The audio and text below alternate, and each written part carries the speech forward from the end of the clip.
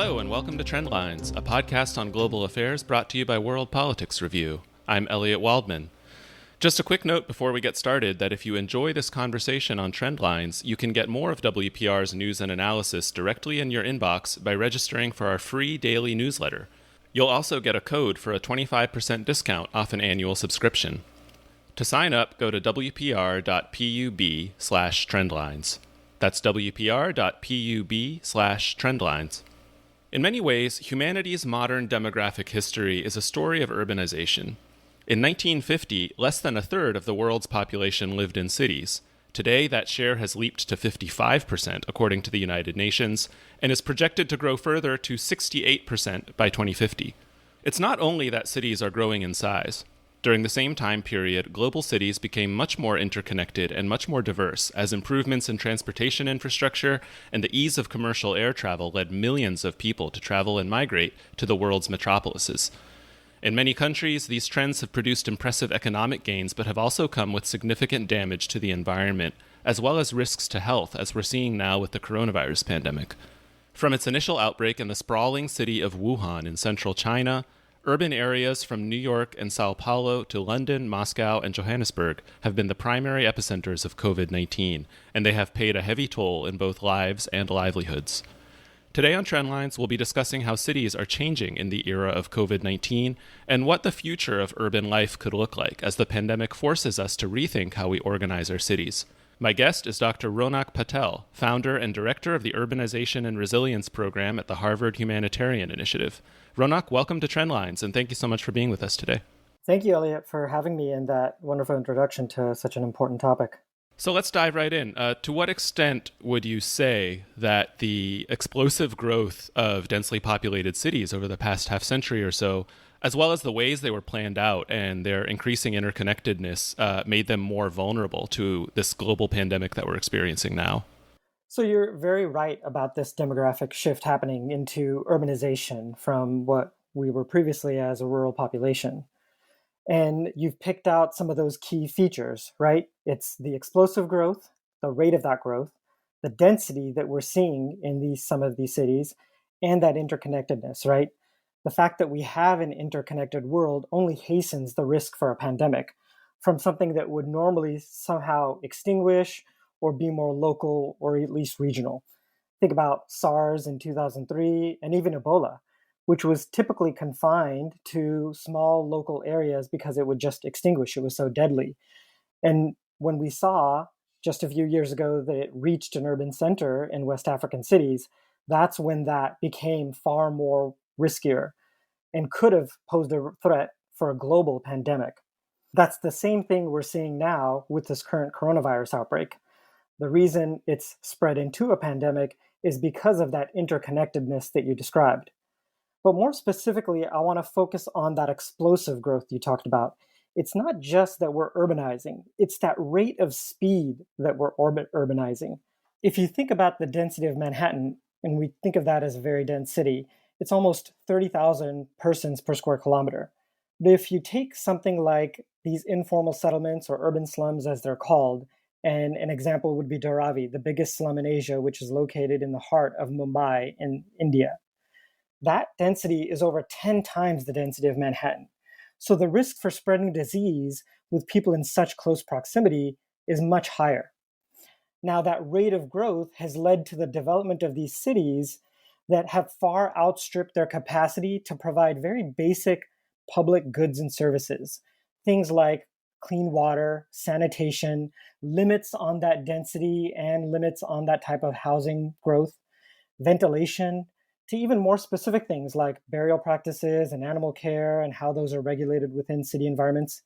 These are all lessons we learned from previous generations and previous pandemics on how to mitigate the risk of infectious disease within our cities. We're just not able to now implement those in such rapidly growing cities. And that's where you see these large swaths of informal settlements that concentrate the risks and hazards for disease. And I wouldn't say it's just communicable disease, although that's what we're seeing now and we're focused on now. It's a risk and hazard for all types of health concerns in these informal settlements, including disasters. And that's also because these cities have not been planned out the way you described. When you said how have they been planned out? In many cases, large areas of these cities have technically been unplanned in the way you and I normally think about planning, happening in a municipal office with an urban planner or an integrated fashion. Even when it's done at that level in the municipal centers, it's often siloed.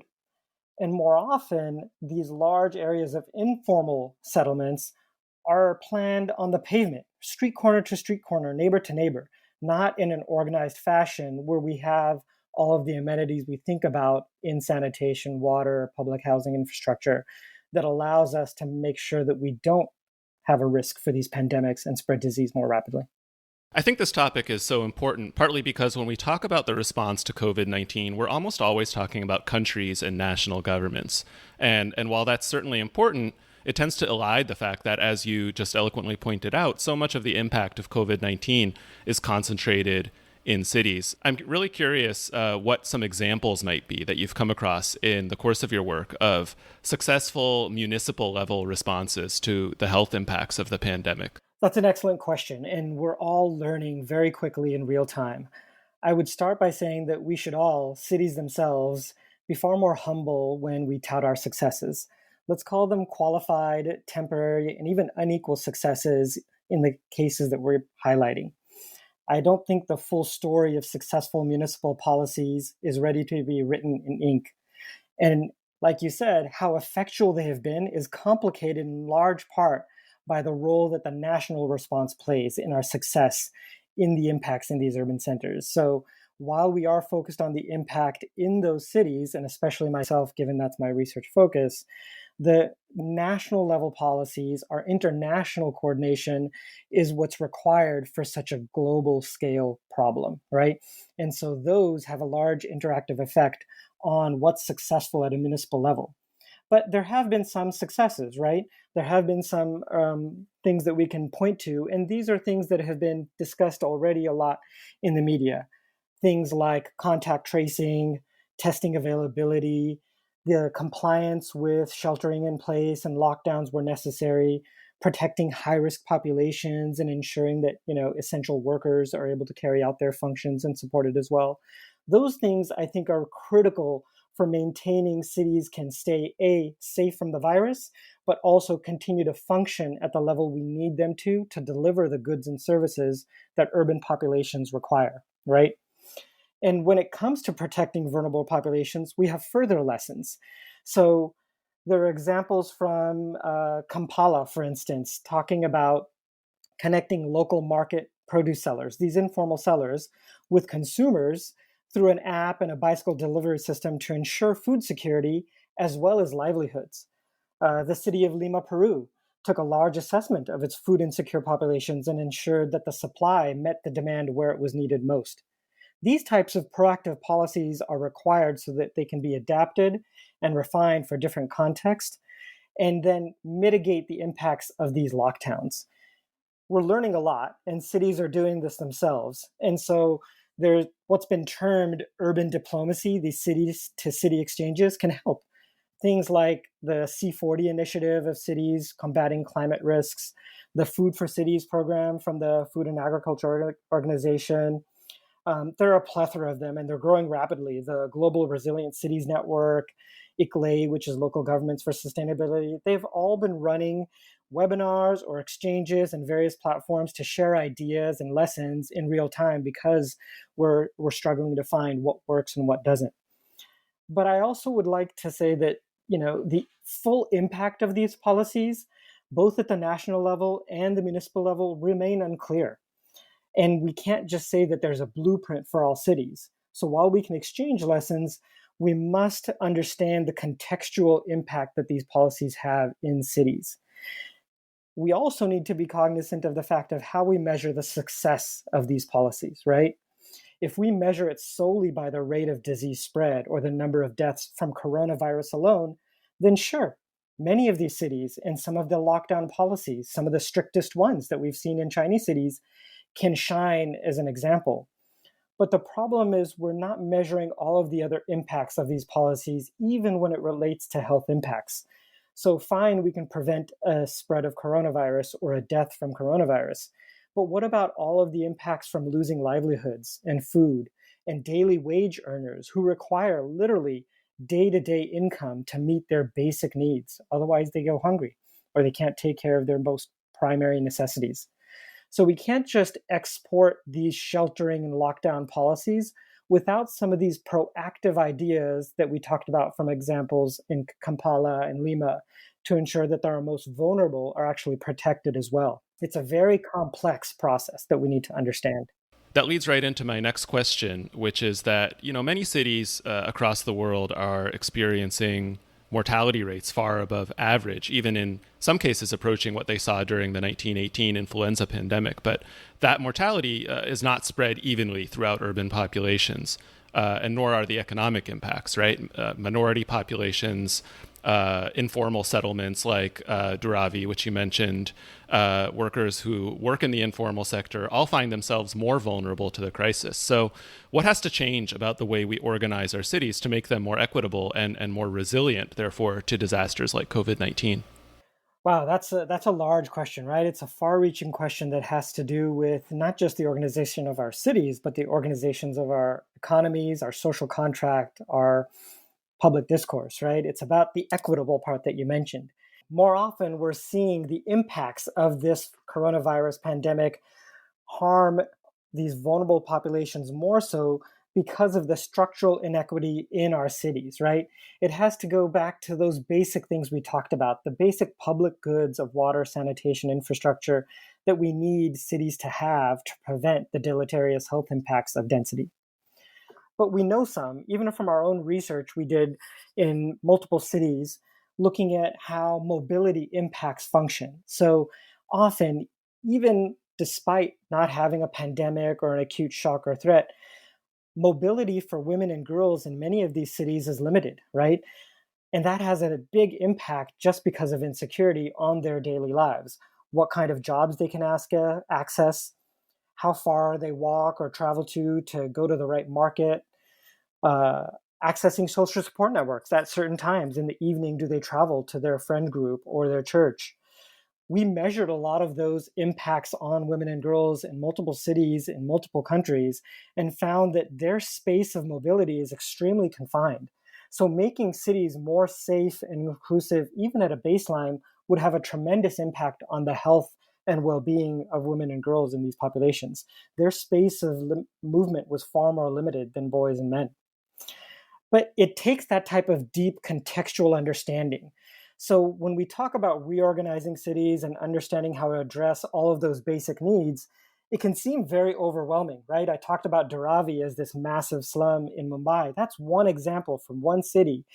Then they are spread throughout, right? The number of people living in urban slums is unknown and estimated to be over 1 billion, and I think growing more rapidly than that.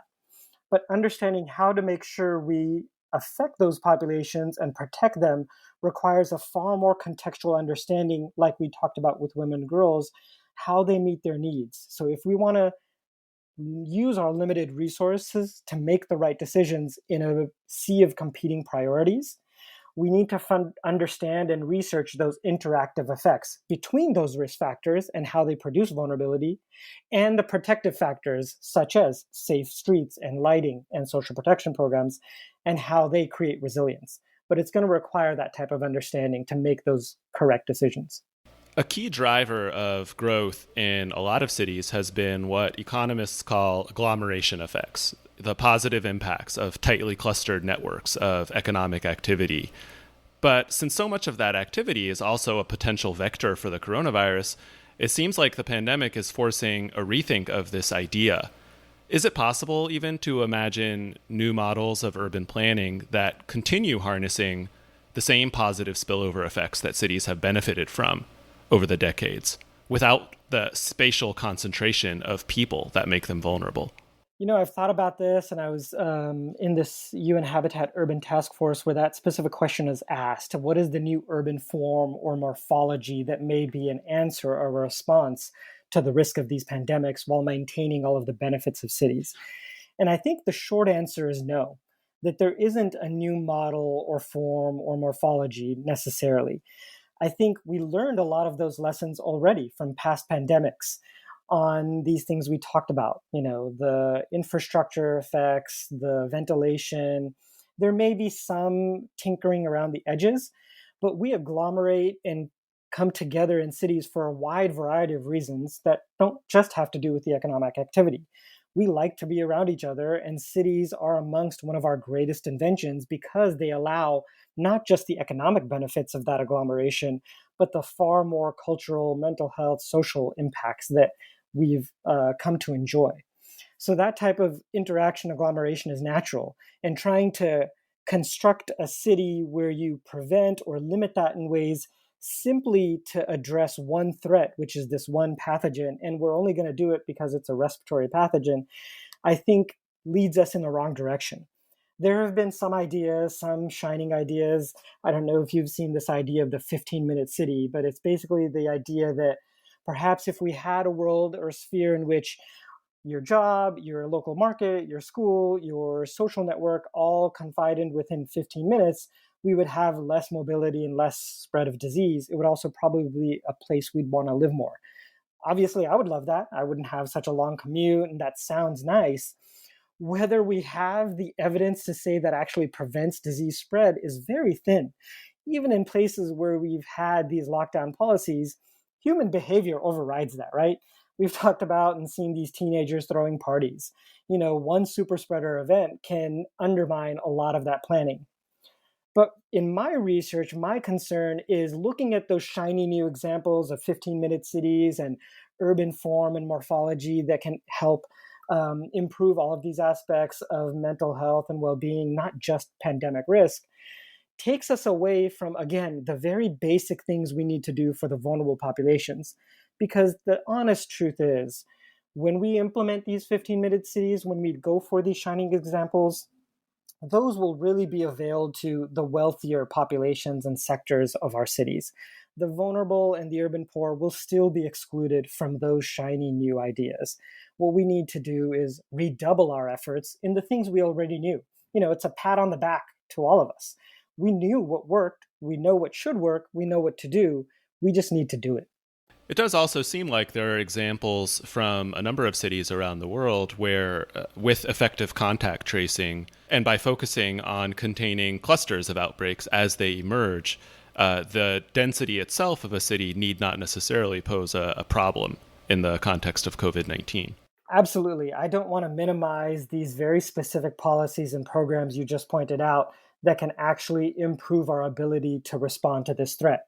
And those are the things like rapid available testing, the contact tracing that you mentioned, some of the access to healthcare for vulnerable populations in manners in which it could also be safe, like telemedicine and video visits. A lot of poor populations are still excluded from those. So making sure we have some of those in place with a healthcare infrastructure that's able to respond to those vulnerable populations is critical. And so cities that are doing that, despite their density, have been able to get some control on it. Now, again, I'll go back to the point that we should still be humble about those successes because we've seen spikes even in those cities that became shining examples, things like Seoul. We just had new outbreaks in Auckland, New Zealand, right? A very not so dense city in a not so dense country. But this threat is very difficult to control. Putting in some of those things can help, but we still have to be very vigilant. Given the severity of the climate crisis, we've already seen a number of cities incorporate new models of thinking like circular economics into their future plans as they try to embrace the idea of, quote unquote, building back better from the pandemic. What are some of the most important steps that municipalities and their residents can take to make their cities healthier and more environmentally sustainable at the same time?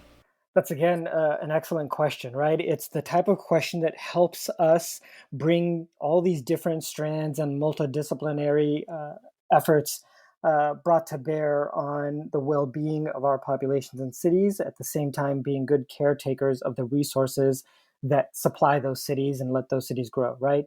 It is our natural systems and our environment and our ecosystems that have fueled urban growth and allowed us to partake in all the benefits of cities and the economies that have flourished because of them. But when you bring up something like the climate crisis, you're bringing up such an existential threat, along with many of the other grand challenges we face. And our response to that is another one of our greatest inventions, right? I talked about cities being one of our greatest inventions and solutions. So is accountable governance, right? This is really a issue about how we govern ourselves, not just at the municipal level, but at that national level and interact at an international level.